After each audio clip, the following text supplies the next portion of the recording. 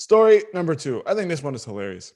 Scene from the Elf movie comes alive as Buddy meets Dad in Boston. Look at this. This is the scene here. A long lost father-son reunion. This is just like the real life movie. The story of Buddy the Elf meeting his biological father has come to life just in time for the holidays.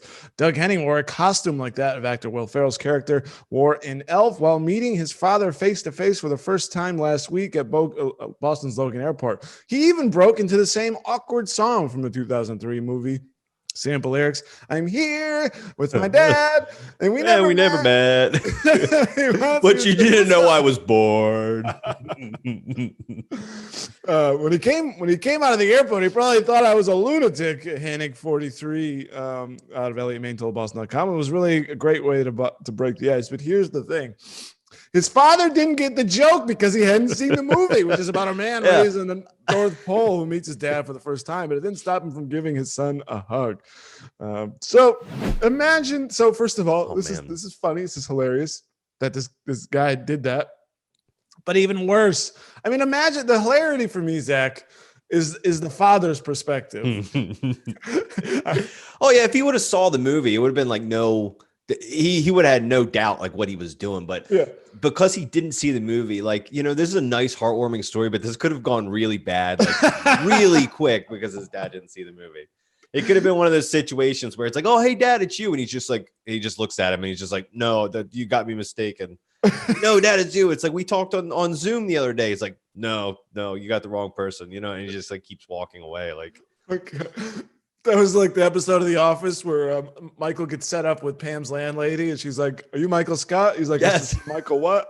Yeah, that's a good one. This guy, you know, this meeting is a stranger and showing up looking like God knows what, singing this horrible, awkward song, and you're like, God, this is why I left you, kid. Yeah. Oh. He's like, God, you're really into elves, aren't you? And he's like, that's for the movie Elf. Like, I never seen it. Oh, well. Oh, I guess the first thing they did as a father-son is they went and watched the movie Elf together. Yeah. Well, he should have sent him the movie ahead of time or something. I think the bullshit is who hasn't seen that movie? Yeah. Yeah. Good point. Well, a man who leaves his child, I guess that's what, unless you're like adamantly against Christmas, you know, like if you're a, I don't know, if you're like a hardcore, maybe I wouldn't say atheist because atheists can still celebrate secular Christmas. I don't know if you're like a hardcore religious and you only celebrate like the religion aspect of it, maybe, and you like, you know, well, maybe you just hate Will Ferrell. Boycott, or yeah. Although, how many people hate Will Ferrell? Not very many. That's a yeah. So he interesting. He found his dad. He found him through Ancestry.com. He was adopted, and then he kind of was able to find cousins and all that, genetic relatives, and actually find his dad. And they look, despite the son being a bit taller, they look very almost identical. Yeah. It's crazy they found Ancestry.com. Have you ever like signed up for an Ancestry.com account or anything like that? I have a 23andMe thing. I need to do that one instead. I'm not too big of a fan of Ancestry. I did the Ancestry like DNA test, and it like included like a free month to like Ancestry.com. Okay. Basically, I think the only thing I did was like I didn't discover any new relatives. I saw some really cool like old pictures of my grandfather when he was younger, but that was about it.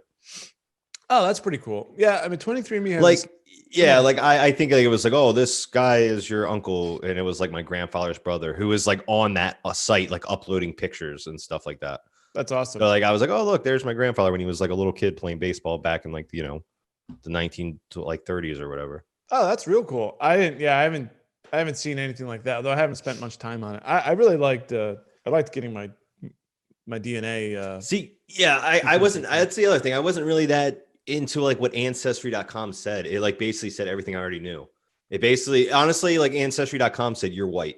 It's pretty much what it said with my DNA. I look in the mirror every day. I know that.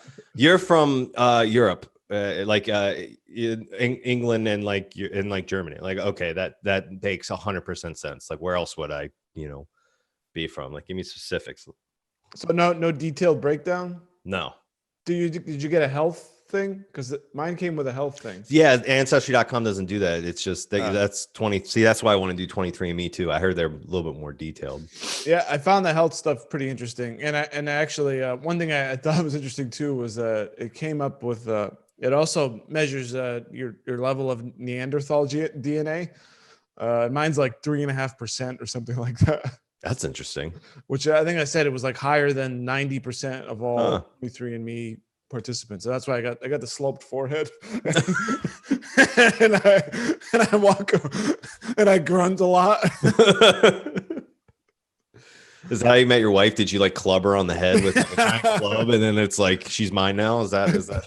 I dragged her back into my bear cave. Yeah. But life was simpler, Dave. I know, right? This is why I'm always complaining about the modern world. I want to go back to Neanderthal times.